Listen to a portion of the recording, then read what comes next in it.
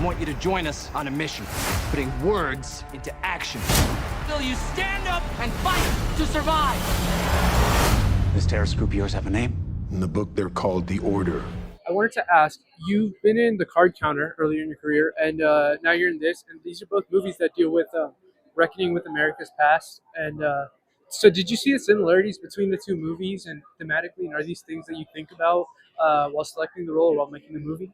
I don't think thematically that the movies are similar in terms of their core themes, because I think that movie's largely Card Counter is largely about dealing with past traumas and guilt, and I think this film is more about family or the lack thereof.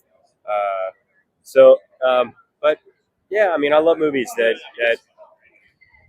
I mean, I'm growing up in Texas and from a really small town, and middle class American family. It means a lot to me to make movies about America that resonate with something deep and have some kind of deep commentary on our society and our nation.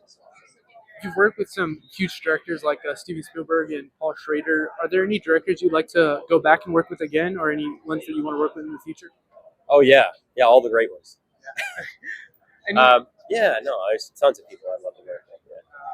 And you were in the X-Men movies. Do you want to ever go back to that role again, Cyclops?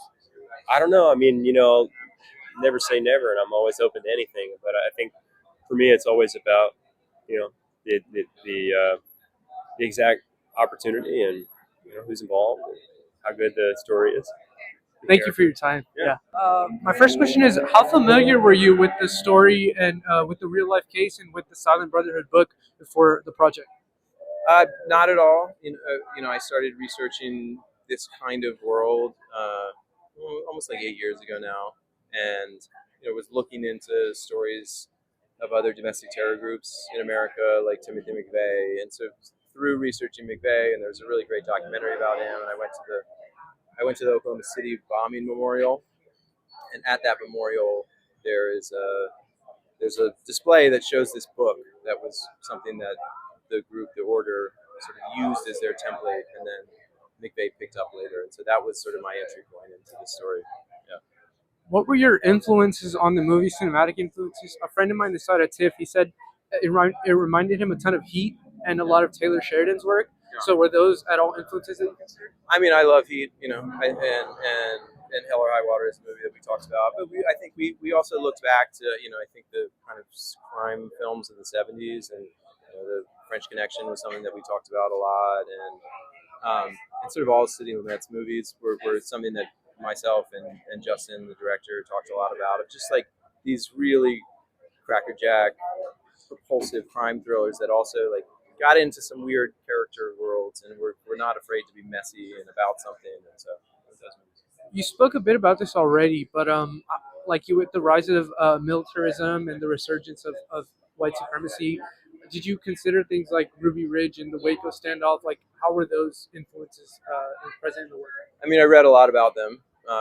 Ruby Ridge is something I did a lot of research on and was pretty interested in that story. There's a lot of parallels in what happened with the Order and the government's response to those cases. I mean, there's a frighteningly large amount of these kind of similar events, and so I think for us it was sort of looking at what hadn't been told yet, and then also what sort of tapped into the kind of film that we wanted to make, and I think that this one just felt like it was a really great opportunity. So.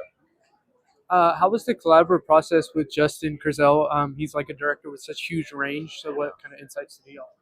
He's just the greatest. I would make any movie with Justin, and he takes on these really difficult subject matters, but he has so much humanity, and he's such a oddly funny guy, and he's just like, he loves making movies and he loves being collaborative, and so it was actually, even though the subject matter was really challenging, it was a joy to make a movie with him every day. So, are there any other directors that you'd like to work with? I would like so many. I would like to work with Brady, who I just saw, The Brutalist. I think he's amazing, and I'd like to work with Fincher, and yeah, so many, too many to list. Yeah. Thank you for your time. Thank you. I'm so excited to see the movie. Congrats on the premiere. Thanks.